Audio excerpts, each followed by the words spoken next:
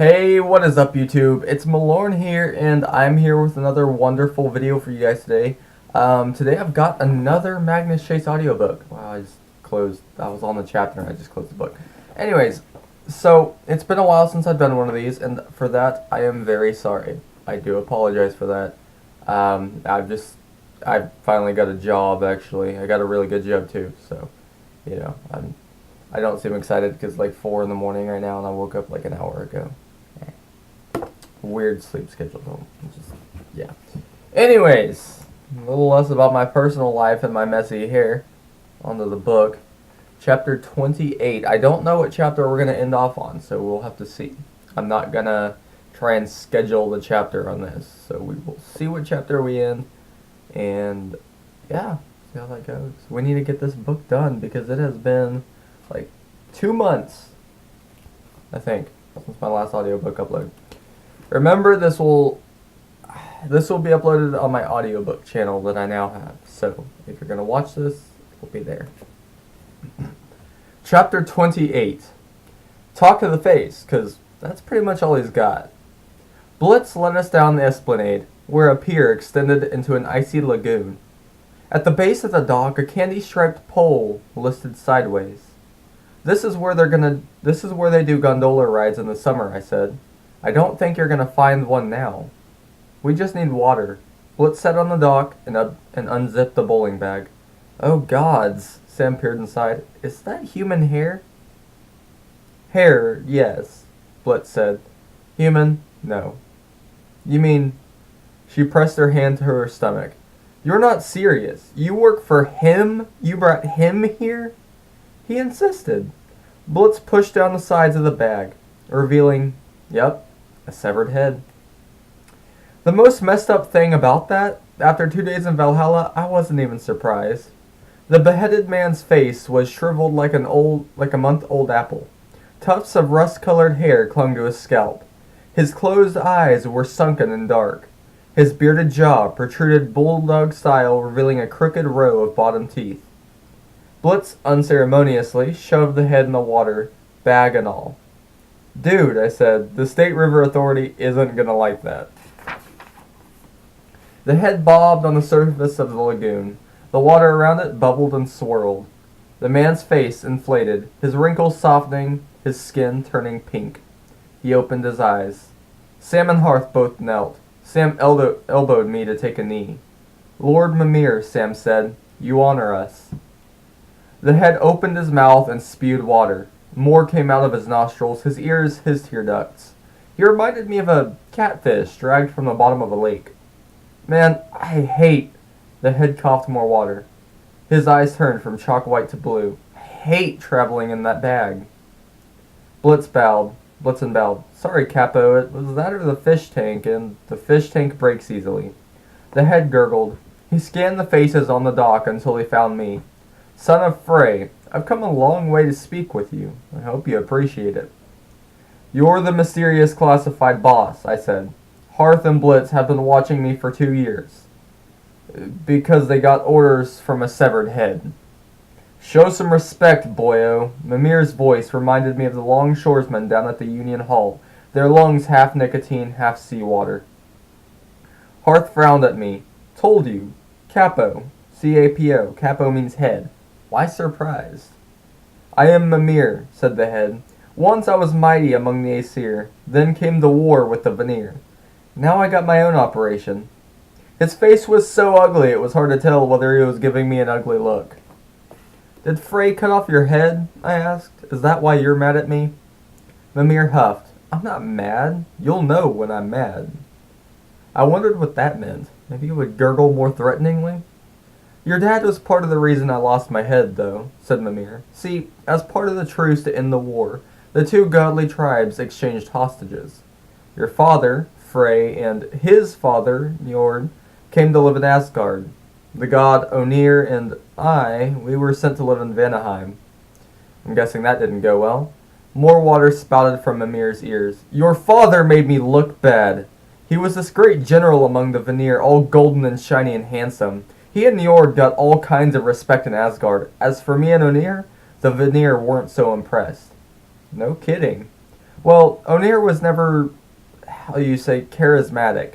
The Veneer would ask his opinions on important business, and he'd mumble, yeah, whatever, it's all good. Me, I tried to pull my weight. I told the Veneer they should be getting into casinos. Casinos. Yeah, busloads of retirees coming to Vanaheim. Easy money. And the Veneer had all these dragons. I told them racetracks in the sky with dragons. They'd make a killing. I looked at Blitz and Hearth. They seemed resigned, like they'd heard this story many times before.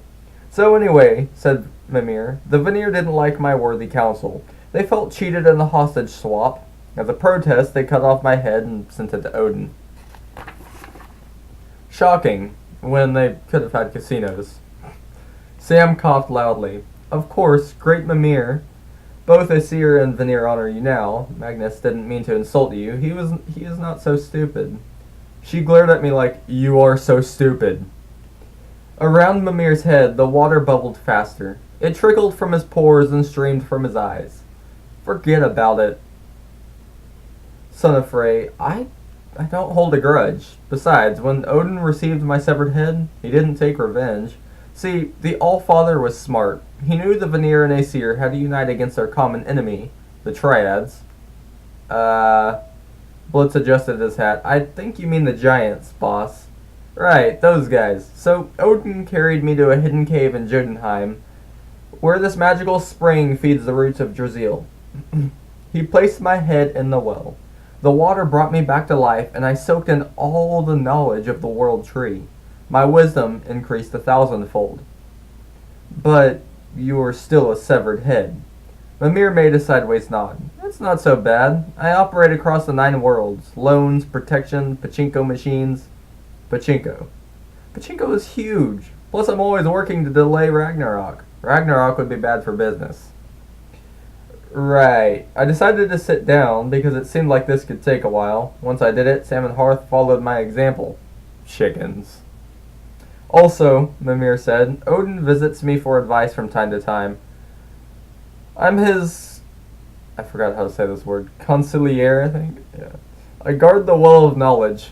Sometimes I let travelers drink from its waters, though that kind of intel never comes without a price. And the word price settled over the dock like a heavy blanket. Blitzen sat so still I was afraid he'd turned to stone. Hearthstone studied the grain of the planks. I began to understand how my friends had gotten involved with Mimir.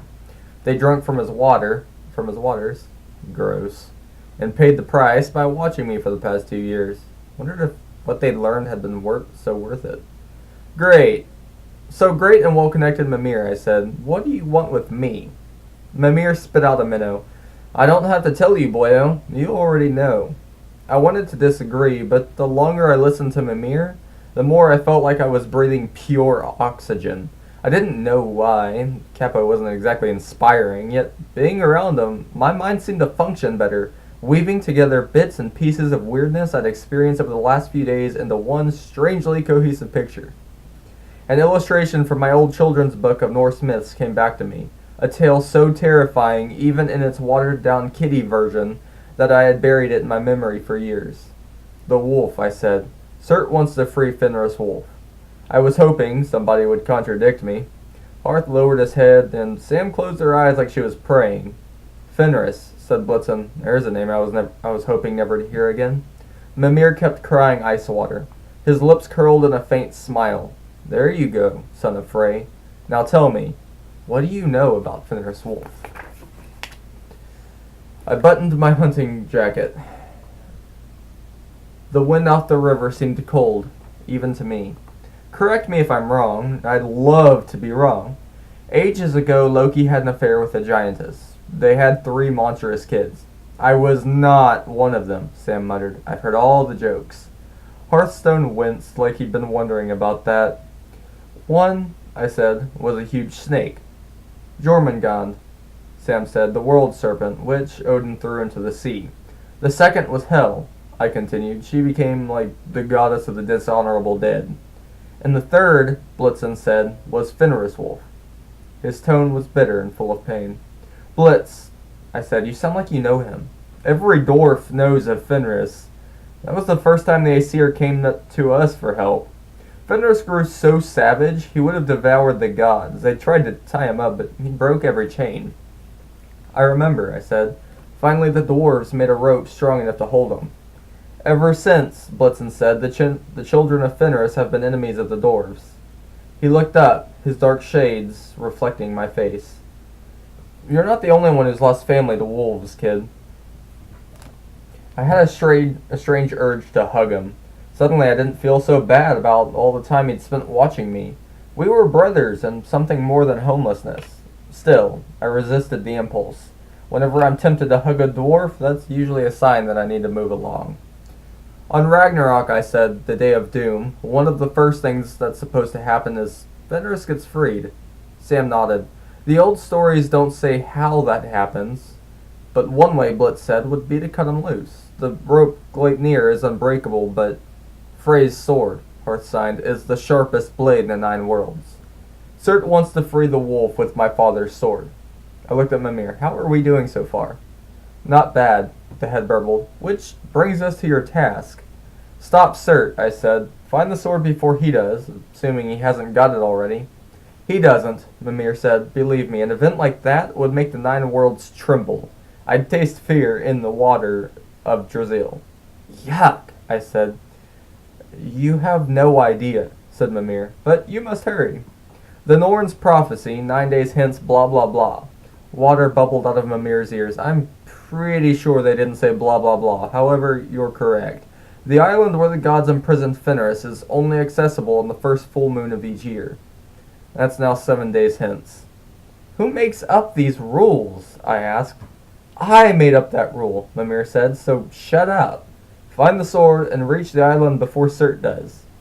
Sam raised her hand. Lord Mimir, I understand finding the sword, but why take it to the island? Isn't that where Cert wants the sword?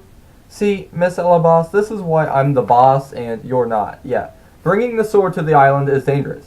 Yeah, Cert could use it to free the wolf. But Cert is going to find a way to free Fenris with or without it.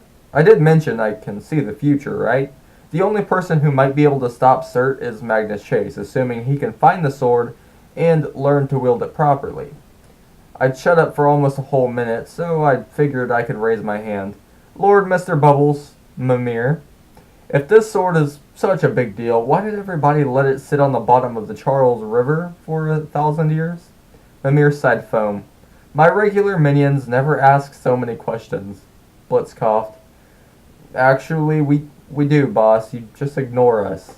To answer your question, Magnus Chase, the sword can only be found by a descendant of Frey upon reaching the age of maturity. Others have tried, failed, and died. Right now, you're the only living descendant of Frey. The only one in the world. In the 9 worlds. Frey doesn't get out much anymore. Your mother, she must have been something really special to attract his attention. Anyway, a lot of people in the 9 worlds, gods, giants, bookies, you name it, have been waiting for you to turn 16. Some wanted you killed so you couldn't find the sword, and some wanted you to succeed. Hot pins pressed against the base of my neck.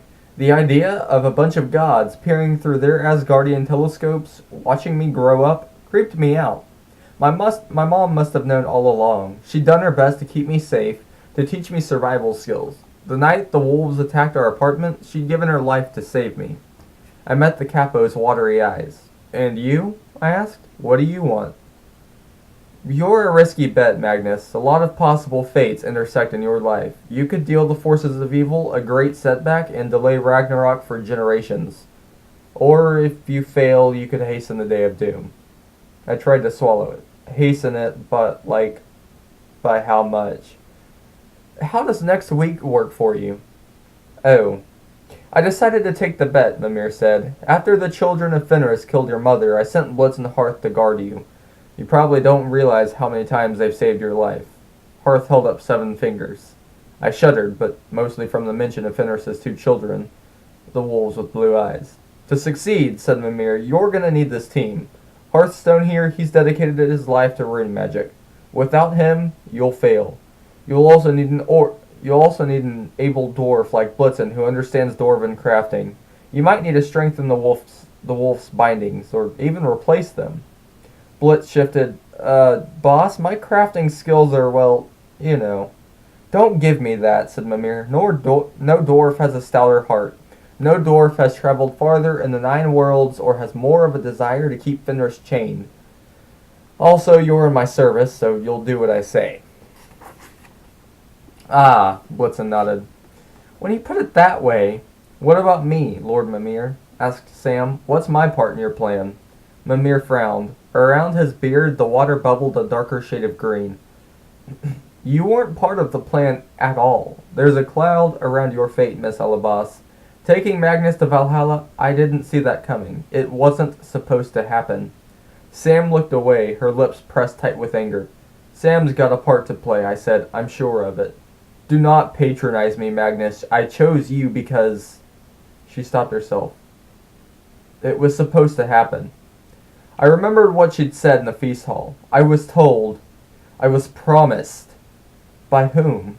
I decided not to ask that in front of the capo. Mimir studied her. I hope you're right, Miss Alabas. When Magnus first took the sword from the river, he couldn't control it very well. Maybe now that he's an Einarharji, he'll have the strength, in which case you've saved the day. Or maybe you've completely messed up his destiny. We're going to succeed, I insisted. Just 2 questions. Where is the sword, and where is the island? Mimir nodded, which made him look like an oversized fishing bobber. Well, that's the trick, isn't it? To find that kind of information, I'd have to tear the veils between the worlds, grease a lot of palms, and see into the realms of the other gods. Couldn't we just drink your magic well water? You could, he agreed, but it would cost you. Are you and Samira Alabas ready to be bound to my service? Harth's face froze in apprehension. From the tension in Blitz's shoulders, I guess he was trying very hard not to leap to his feet and scream, Don't do it! You couldn't make an exception, I asked the capo, seeing as how you want this job done. No can do, boyo. I'm not being greedy. It's just, well, you get what you pay for. Something comes cheap, it ain't worth much. That's true for knowledge especially. You can't pay for a shortcut. Get the information right now, or you'll have to find it on your own the hard way. Sam crossed her arms. Apologies, Lord Mimir. I may be kicked out of the Valkyries, but I still consider myself bound to Odin's services. I can't take on another master, and Magnus can make his own choice, but we'll figure it out on our own, I agreed. Mimir made a low sloshing sound. He looked almost impressed. Interesting choice. Good luck, then. If you succeed, you'll have a house account at all my pachinko parlors. If you fail, I'll see you next week for Doomsday. The god's head swirled and disappeared into the icy water of the lagoon. He flushed himself, I said. Hearth looked even paler than usual. What now? My stomach rumbled. I hadn't eaten anything since last night, and apparently my system had gotten spoiled after a couple of all-you-can-eat Viking buffets. Now, I said, I'm thinking lunch. Chapter 29. We are falafel-jacked by an eagle. We didn't talk much as we headed back through the park. The air smelled of incoming snow, and the wind picked up and howled like wolves, or maybe I had just had wolves on the brain. Blitz limped along, zigzagging from shadow to shadow as best he could. Hearth's brightly striped scarf didn't match his grim expression. I wanted to ask him more about rune magic, now that I knew he was the best, and only, mortal practitioner. Maybe there was a rune that could make wolves explode, preferably from a safe distance. But Hearth kept his hands shoved in his pockets, the sign language equivalent of, I don't want to talk. We were passing my old sleeping spot under the footbridge when Sam grumbled, Mimir, I should have known he was involved. I glanced over. A few minutes ago you were all, Lord Mimir, you honor us, we're not worthy. Of course I showed respect when he was right in front of me. He's one of the oldest gods, but he's unpredictable. It's never been clear whose side he's on. Blitzen jumped to the shade of a willow tree, alarming several ducks. The capo is on the side of everybody in the world who doesn't want to die. Is that enough? Sam laughed. I suppose you two work for him of your own free will. You didn't drink from the well and pay the price. Neither Blitz nor Hearth responded. That's what I thought, Sam said. I'm not part of Mimir's plan, because I would never blindly go along with it and drink his magical knowledge Kool-Aid. It doesn't taste like Kool-Aid, Blitz objected. It's more like root beer with a hint of clove. Sam turned to me. I'm telling you, this doesn't add up. Finding the Sword of Summer, I get that, but taking it to the very place where Cert wants to use it? Unwise. Yeah, but if I have the sword... Magnus, the sword is destined to fall into Cert's hands, sooner or later. At Ragnarok, your father will die because he gave his sword away. Cert will kill him with it. That's what most of the stories say, anyway. I got claustrophobic just thinking about it. How could anybody, even a god, avoid going crazy if he knew centuries in advance exactly how he was going to die? Why does Cert hate Frey so much, I asked. Couldn't he pick on a big strong war god? Blitzen frowned. Kid, Cert wants death and destruction. He wants fire to run rampant across the 9 worlds. A war god can't stop that. Frey can. He's the god of the growing season, the god of health and new life. He keeps the extremes in check, both fire and ice. There's nothing Cert hates worse than being restrained. Frey is his natural enemy. And by extension, I thought, Cert hates me. If Frey knew what his fate would be, I said, why did he give up his blade in the first place? Blitz grunted. Love. Why else? Love? Ugh, Sam said. I hate that story. Where are you taking us for lunch, Magnus? Part of me wanted to hear the story. Part of me remembered my conversation with Loki. Will you search for your heart's desire, knowing it may doom you as it doomed your father? A lot of Norse stories seem to have the same message. Knowing things wasn't always worth the price. Unfortunately for me, I'd always been the curious type. It's, just up ahead, I said. Come on. The food court at the transportation building wasn't Valhalla, but if you were homeless in Boston, it was pretty close. The indoor atrium was warm, open to the public, and never crowded. It was only half-heartedly patrolled by private security. As long as you had a drink cup or a plate of half-eaten food, you could sit at the tables for a long time before anybody made you move. On the way in, Blitzen and Hearthstone started toward the garbage cans to check for lunch leavings. But I stopped them. Guys, no, I said, we're eating actual meals today. My treat. Hearth raised his eyebrow. He signed, you have money? He's got that friend here, Blitzen recalled. The falafel guy. Sam froze in her tracks. What? She looked around as if just realizing where we were. It's cool, I promise. I know a guy at Fadlan's Falafel. You'll thank me for it. Stuff is amazing. No, oh gods. She hastily put her scarf over her hair. Maybe I'll wait outside. I can't... Nonsense. Blitz hooked his arm through hers. They might serve more food if we've got a pretty woman with us. Sam clearly wanted to bolt, but she allowed Hearth and Blitz to steer her into the food court. I guess I should have paid more attention to how uncomfortable she was acting, but once you put me within 100 feet of Fadlan's Falafel, I get tunnel vision. Over the past 2 years, I'd struck up a friendship with the manager, Abdel. I think he saw me as his community service project. The shop always had surplus food, slightly out-of-date pita bread, baled shawarma, kibbeh that had been sitting under the heat lamps a little too long. Abdel couldn't legally sell the stuff, but it still tasted perfectly fine. Instead of throwing it out, Abdel gave it to me. Whenever I came around, I could count on a falafel flatbread sandwich or something just as tasty. In return, I made sure the other homeless folks in the atrium stayed polite and cleaned up after themselves, so Abdel's paying customers weren't scared away. In Boston, you couldn't walk a block without stumbling into some icon of liberty. The Freedom Trail, the Old North Church, the Bunker Hill Monument, whatever. But to me, liberty tasted like Fadlan's Falafel. That stuff had kept me alive and independent ever since my mom died. I didn't want to overwhelm Abdel with too many people, so I sent Blitz and Hearth to grab a table while I escorted Sam to get the food. The whole way she dragged her feet, turning aside, fiddling with her headscarf as if she wanted to disappear inside it. Hang on. Taking me some Gatorade.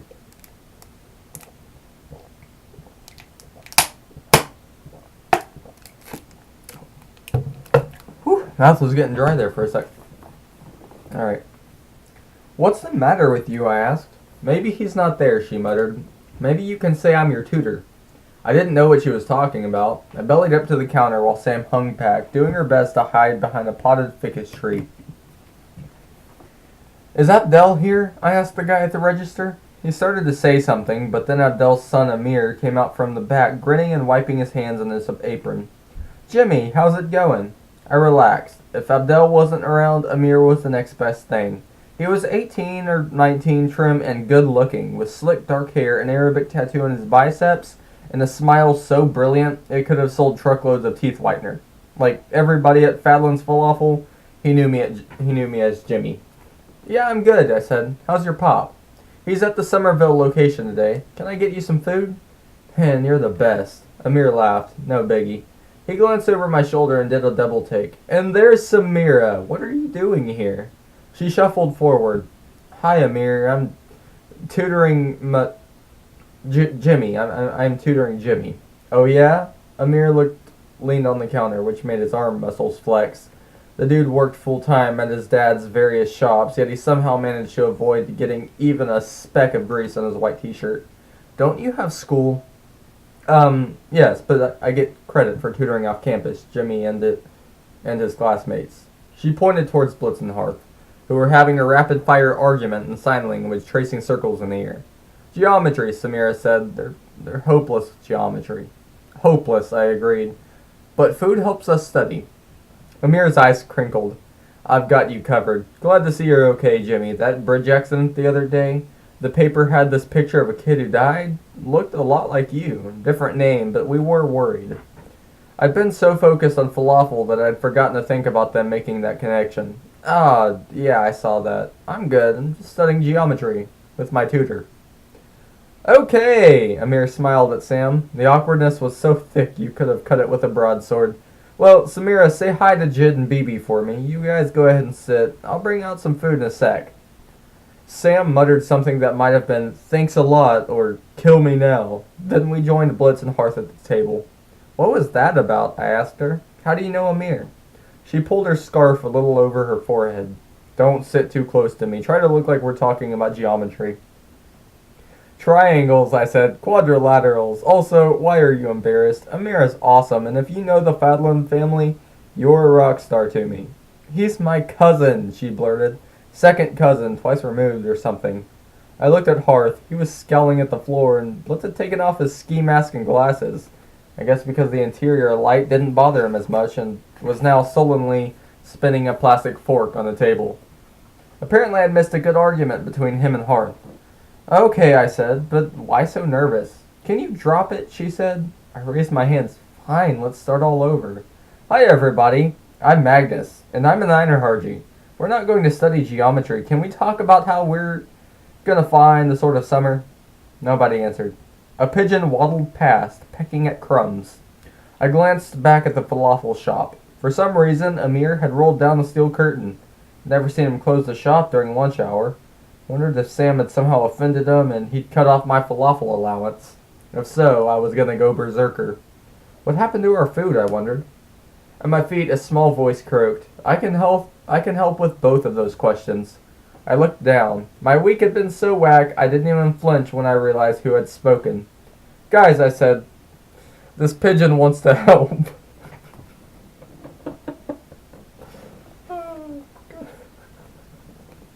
The pigeon fluttered onto our table. Hearth nearly fell out of his chair and Blitzen snatched up a fork. Service here can be a little slow, said the pigeon, but I can speed up your order. I can also tell you where to find the sword. Sam reached for her axe. That's not a pigeon. The bird regarded her with a beady orange eye. Maybe not, but if you kill me, you'll never get your lunch. You'll also never find the sword or see your intended again. Samira's eyes looked like they were going to shoot across the atrium. What is he talking about? I said. Intended what? The bird cooed. If you ever want Fladland's falafel to open again, okay, that's a declaration of war. I considered grabbing the bird, but even with my Einarharji reflexes, I doubted I could catch it. What did you do? What's happened to Amir? Nothing yet, said the pigeon. I'll bring you your lunch. All I want is first pick of the food. Uh-huh, I said, and assuming I believe you, what would you want in exchange for information about the sword? A favor. It's negotiable. Now, does that falafel shop stay closed forever, or do we have a deal? Blitzen shook his head. Don't do it, Magnus. Horth signed. Pigeons cannot be trusted. Sam met my eyes. Her expression was pleading, almost frantic. Either she liked falafel even more than I did, or she was worried about something else.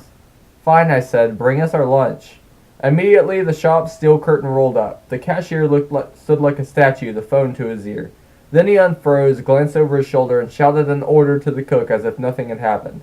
The pigeon took off and sped toward the shop, disappearing behind the counter. The cashier didn't seem to notice. A moment later, a much larger bird shot out of the kitchen, a bald eagle with a tray in his claws. He landed in the middle of our table. "You're an eagle now?" I asked. "Yeah," he said in the same croaky voice. "I like to mix it up. Here's your food." It was everything I could have asked for. Steaming squares of spiced ground beef kibbeh, a stack of lamb kebabs with mint yogurt dip, 4 fresh slabs of pita bread filled with deep-fried nuggets of chickpea goodness drizzled in tahini sauce and garnished with pickle wedges. Oh, Helheim, yes. I reached for the tray, but the eagle pecked at my hand. "Now, now," he shouted. "I get first pick." Ever seen an eagle eat falafel? It's horrifying. That horrifying image now haunts my nightmares. Faster than I could blink, the eagle struck, vacuuming up everything but a single wedge of pickle. "Hey!" I yelled. Sam rose, hefting her axe. "He's a giant. He's got to be." "We had a deal," the eagle belched. "Now about the sword." I let loose a guttural roar, the cry of a man who had been deprived of his rightful kibbeh. I drew my sword and smacked the eagle with the flat of the blade. It wasn't the most rational move, but I was hungry.